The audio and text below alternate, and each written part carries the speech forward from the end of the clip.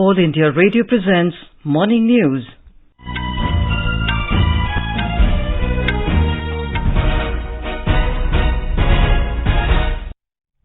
Good morning. I'm Anuja Kumar and with me is V. Ravi Kumar. The headlines. Prime Minister Narendra Modi to launch Swachh Bharat Mission Urban 2.0 and Amrit 2.0 at 11 this morning. Information and Broadcasting Minister Anurag Singh Thakur to launch a month-long Clean India program from Prayagraj this afternoon. Government keeps interest rates of PPF and other small savings schemes unchanged for third quarter of current fiscal. Centre extends validity of documents related to Motor Vehicles Act and Centre Motor Vehicles rules till 31st of October. Supreme Court expresses displeasure over prolonged blockade of highways in connection with farmers' protest, asks government to implement laws to clear traffic. One terrorist killed in an encounter with security forces in Shopian district of Jammu and Kashmir. And in IPL cricket, Chennai Super Kings becomes first team to qualify for playoffs.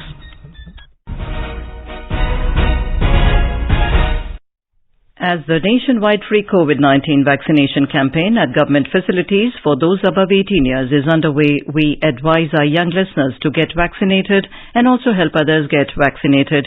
We also advise our listeners not to lower their guard as COVID-19 remains a threat to our health.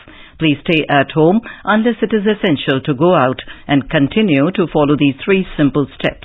Wear a face mask, maintain 2 gaz ki duri for social distancing, focus on hand and face hygiene. For any COVID-related information and guidance, contact national helpline numbers 011-2397-8046 and 1075. And now the news in detail. Prime Minister Narendra Modi will launch Swachh Bharat Mission Urban 2.0 or SBMU and Atal Mission for Rejuvenation and Urban Transformation 2.0 Amrit at 11 a.m. today in New Delhi.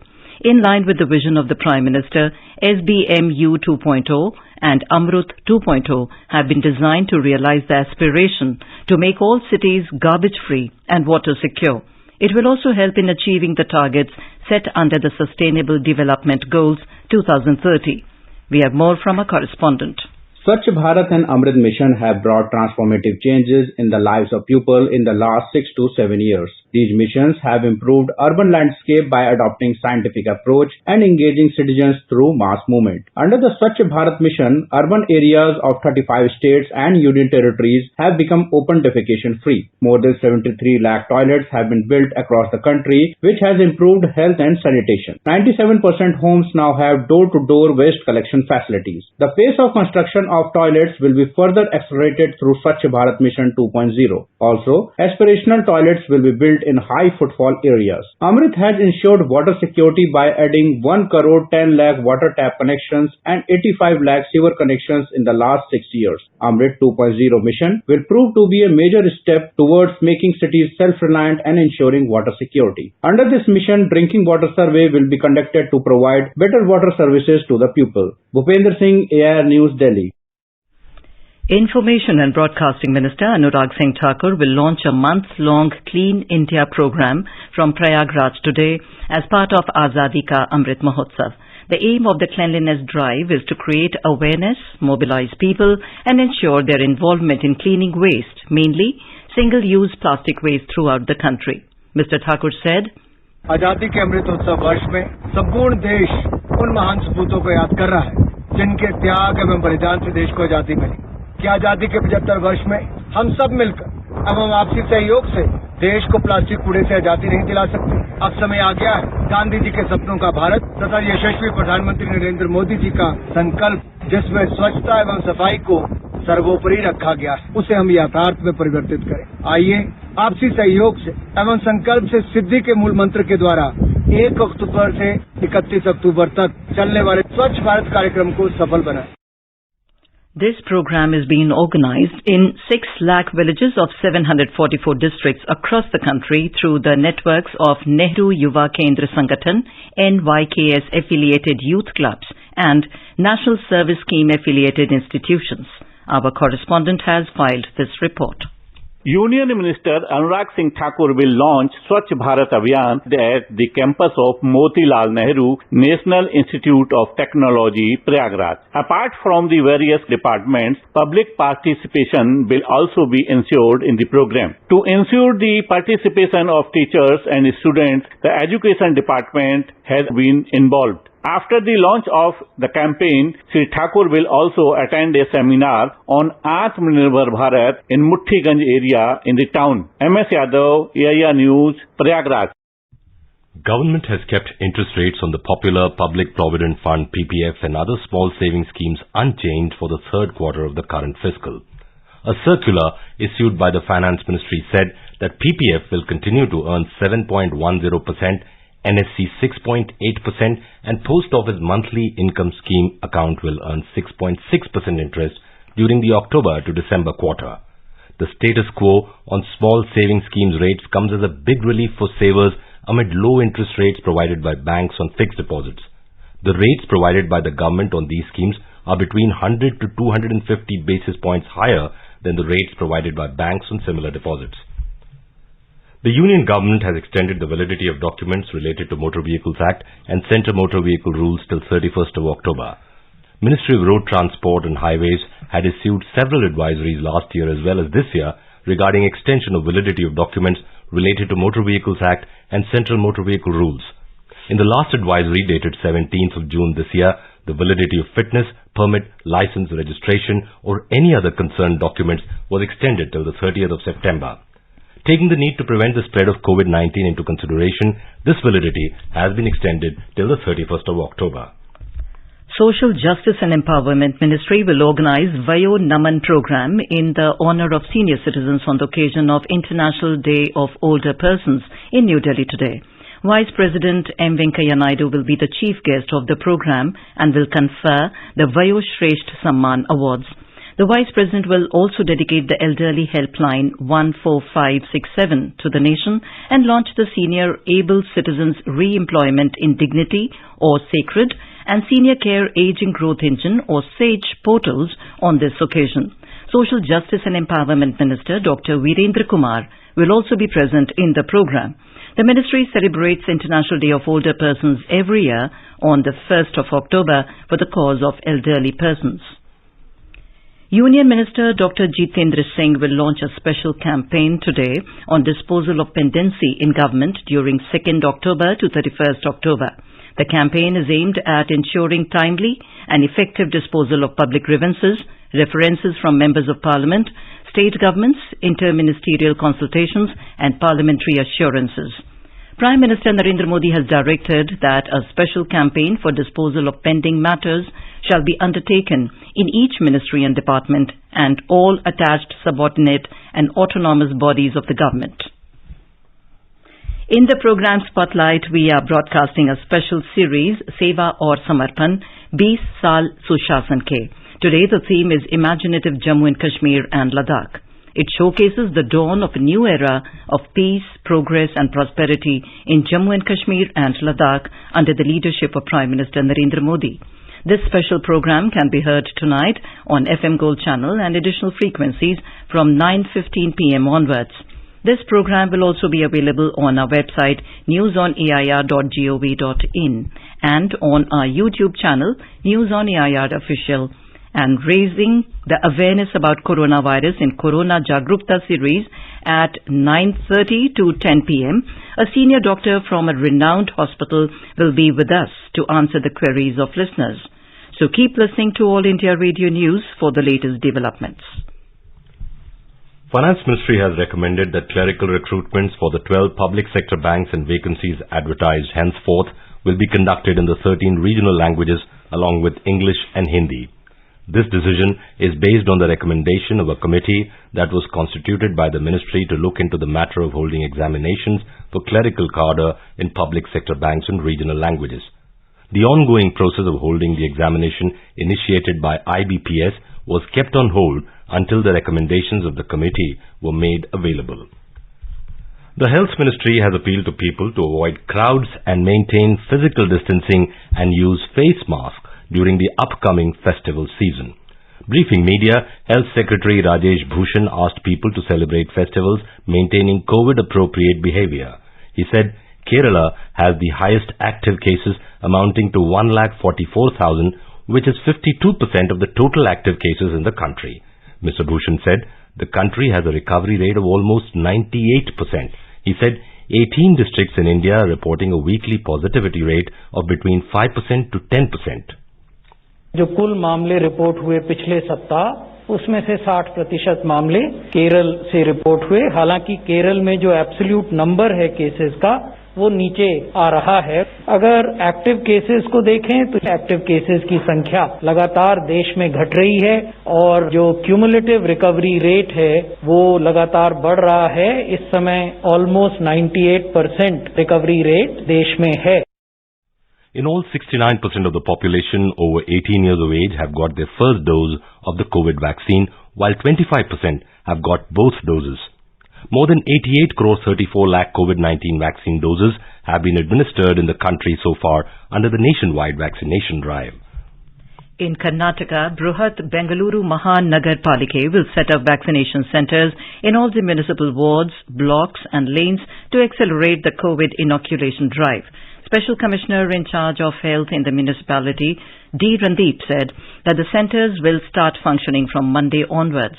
More from our Bengaluru correspondent.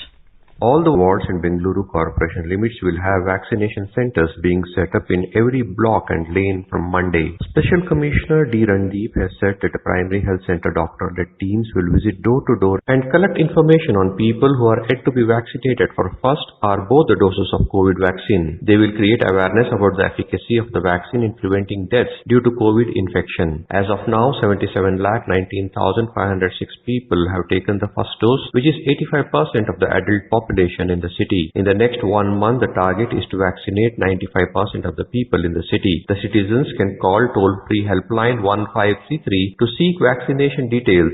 Sudhindra, AIR News, Bengaluru. You are listening to the morning news on All India Radio. A reminder of the headlines before we move on. Prime Minister Narendra Modi to launch Swachh Bharat Mission Urban 2.0 and Amrut 2.0 at 11 this morning. Information and Broadcasting Minister Anurag Singh Thakur to launch a month-long Clean India program from Prayagraj this afternoon. Government keeps interest rates on PPF and other small savings schemes unchanged for third quarter of current fiscal. Centre extends validity of documents related to Motor Vehicles Act and Central Motor Vehicles Rules till 31st of October. Supreme Court expresses displeasure over prolonged blockade of highways in connection with farmers' protest. Asks government to implement laws to clear traffic. One terrorist killed in an encounter with security forces in Shopian district of Jammu and Kashmir. And in IPL cricket, Chennai Super Kings becomes first team to qualify for playoffs. For quick news updates round the clock, follow us on our Twitter handle @AIR News Alerts. The Supreme Court has expressed unhappiness over the prolonged blockade of highways in connection with the farmers' protest. A bench comprising Justices Sanjay Kishan Kaul and M.M. Sundaresh said it is the responsibility of the government to implement the related law to clear the traffic. The apex court was hearing petitions to remove the road blockades at the Delhi borders. The Supreme Court said the redressal of problems can be through the judicial forum, agitation, or through parliamentary debates. But how can the highways be blocked? And this is happening perpetually, the apex court said. The Supreme Court allowed the centre to file a formal application to make farmer unions party to plea seeking opening of the road blockade at the Delhi-Uttar Pradesh border. The centre has postponed paddy procurement in Punjab and Haryana due to heavy rainfall. The maturity of paddy has been delayed due to recent heavy downpour in Punjab and Haryana. Keeping interest of farmers in view and to avoid any inconvenience to them, the Department of Food and Public Distribution has decided that paddy procurement under MSP would commence from 11th of October in these states. The procurement and milling period for Kharif marketing season 2021-22 for Punjab was 1st of October and for Haryana was 25th of September. Minister of State for Jal Shakti Prahlad Singh Patel visited the National Gallery of Modern Art to review the third round of the e-auction of the prestigious and memorable gifts presented to Prime Minister Narendra Modi. Speaking on the occasion, Mr. Patel said that Narendra Modi is the first Prime Minister of the country to auction all the gifts he receives for a noble cause of conserving river Ganges through Namami Gange. The minister said the e-auction provides an opportunity to the general public not only to possess the invaluable memorabilia gifted to the Prime Minister, but also for contributing to the cause of preserving the holy river Ganga. The e-auction is being held from 17th of September to the 7th of October through the web portal www.pmmementos.gov.in. In Jammu and Kashmir, one terrorist was killed in an encounter with security forces at Rakhama area of Shopian this morning. The encounter started during the wee hours today. The operation was underway when reports last came in. As our nation celebrates the 75th year of independence, a series of events are being organized by the government as a part of Azadi Ka Amrit Mahotsav. Let's listen now to our special program Azadi Ka Safar. आजादी का Amrit Mahotsav.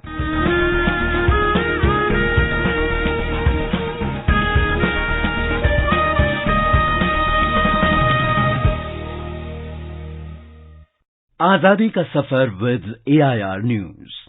India's glorious fight for freedom is one of the greatest struggles the modern world has ever witnessed. AIR News brings you a glimpse of the valiant struggle every day.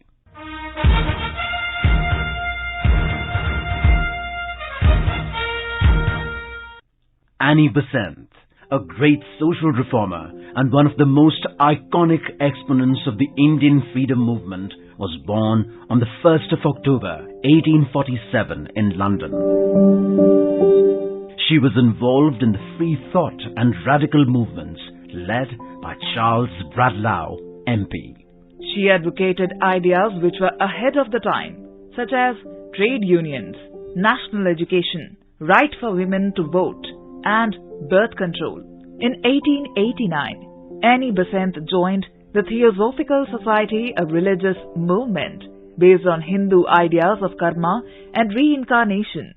In 1893, she represented the Theosophical Society at the World Parliament of Religions in Chicago. Nama Nama Vasanta Devi Jagat Vandite Prajvalite Jnana Jyoti Sakala Janahite. She came to India in 1893 and fell in love with the land. She was associated with various causes including the emancipation of women, education, and most notably took part in the Indian freedom struggle. Once Mahatma Gandhi said about her that she awakened Indian people from their deep slumber.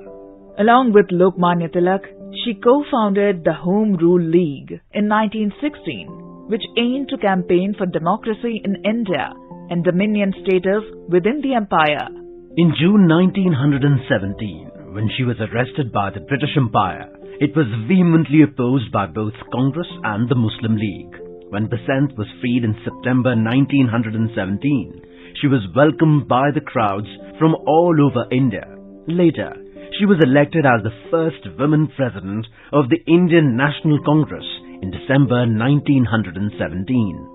She established Banaras Hindu University in 1916 with the assistance of Maharaja of Darbhanga Rameshwar Singh, Maharaja of Banaras Prabhu Narayan Singh, Madan Mohan Malviya, and Sundarlal. In 1898, later, she also helped in establishing the Hyderabad Sindh National Collegiate Board, Mumbai, India in 1922. Raghupati Venkataratnam Naidu was born on 1st of October 1862 in Machilipatnam in Andhra Pradesh. As his father, Raghupati Appaya Naidu worked as Subedar in the army. He lived in Chandrapur. This helped him gain knowledge of Hindi, Urdu and Persian languages. He graduated from Madras Christian College. He continued further education to complete MA and LT from the University of Madras. He founded the Social Purity Association in 1891 to train people as honest citizens. He worked for the eradication of untouchability and uplift of scheduled castes and founded an orphanage and a hostel for them. He strived for the abolition of the Devadasi system in Andhra and succeeded to a considerable extent. He promoted widow remarriages and encouraged women's education. He promoted Brahmo Samaj movement in Andhra. All the above social reforms have led to him being described as the second great social reformer of Andhra after Veere Salingam Panthulu. He breathed his last on the 26th of May 1939. On this day, Hridayanath Kundru was born in the year 1887. He was an Indian freedom fighter and public figure. He was also a seasoned parliamentarian, serving in various legislative bodies at the provincial and central levels for nearly 4 decades. He was a member of the Constituent Assembly of India from 1946 to 1950 that drew up the Constitution of India.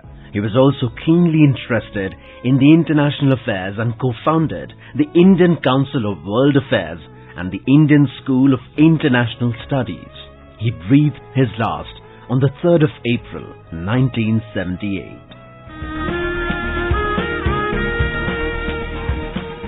That brings us to the end of this episode of Azadi Ka Safar, AIR News ke Sang. See you in the next episode tomorrow.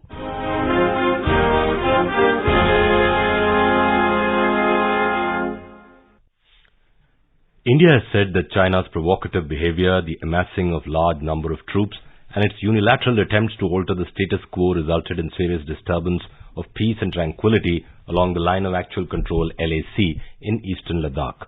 The External Affairs Ministry spokesperson Arindam Bagchi said this in response to a media query about recent remarks by Chinese Foreign Ministry spokesperson regarding the border situation.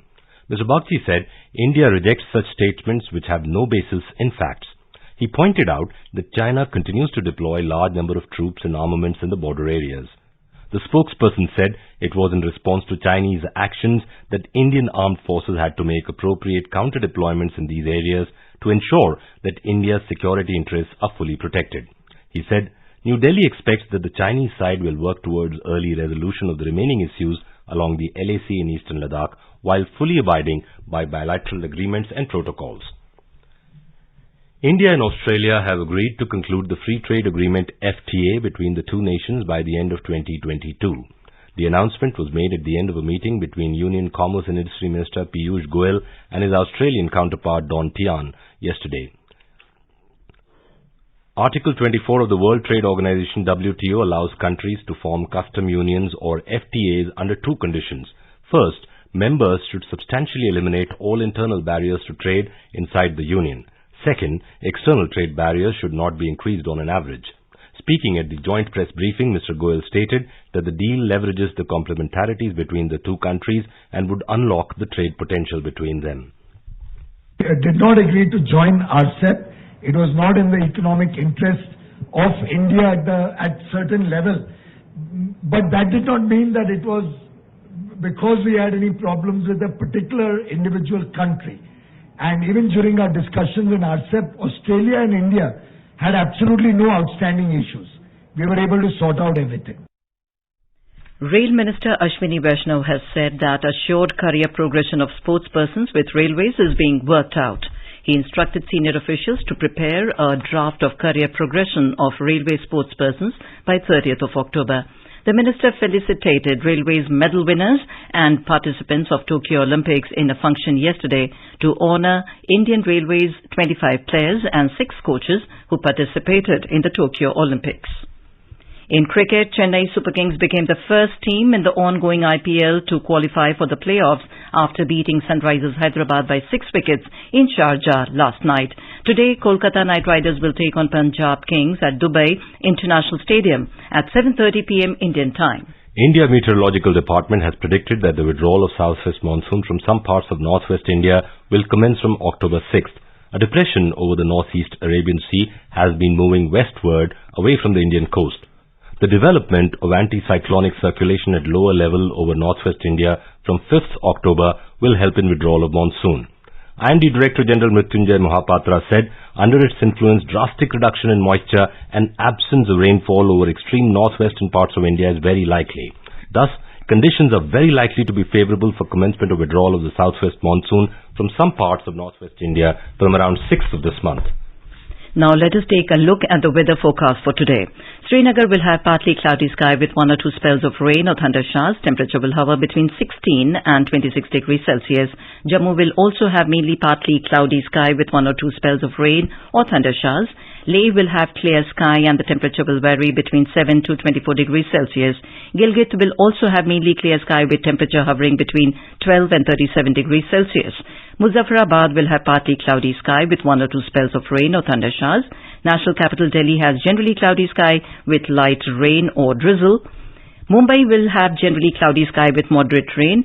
Chennai is expected to have thunderstorm with rain. Kolkata is likely to have partly cloudy sky with 1 or 2 spells of rain or thunder showers. Visakhapatnam will have generally cloudy sky with 1 or 2 spells of rain or thunder showers. In Hyderabad, the temperature will hover between 23 and 32 degrees Celsius. Bengaluru will have generally cloudy sky with 1 or 2 spells of rain or thunder showers.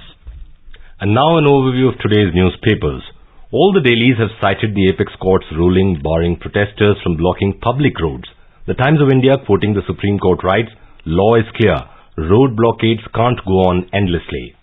COVID deaths in September, lowest since first month of outbreak, is a headline in Hindustan Times. On Air India's privatization, the Economic Times reports, Shah-led committee to OK winning bid for Air India soon. Tata Group may have emerged as the top bidder. Supreme Court Collegium recommends 16 names for elevation as High Court judges, writes the Indian Express. The Statesman observes, Centre plans 75,000 crore rupees health aid for local governments. Zycov-D to be introduced in vaccine drive soon, writes the Asian Age, about Zydus Cadilla's indigenously developed needle-free COVID-19 vaccine. 8 core sectors output grows by 11.6% in August, informs the Tribune. And finally, no Chhath Puja in public places in Delhi, citing the COVID-19 pandemic in the national capital, reports the Pioneer. And now, before we end the bulletin, the headlines once again. Prime Minister Narendra Modi to launch Swachh Bharat Mission Urban 2.0 and Amrut 2.0 at 11 this morning. Information and Broadcasting Minister Anurag Singh Thakur to launch a month-long Clean India program from Prayagraj this afternoon. Government keeps interest rates on PPF and other small saving schemes unchanged for third quarter of current fiscal. Centre extends validity of documents related to Motor Vehicles Act and Central Motor Vehicle Rules till 31st of October. Supreme Court expresses displeasure over prolonged blockade of highways in connection with farmers' protest, asks government to implement laws to clear traffic. 1 terrorist killed in an encounter with security forces in Shopian district of Jammu and Kashmir. And in IPL cricket, Chennai Super Kings becomes first team to qualify for playoffs. And with that, we end the morning news. Have a nice day.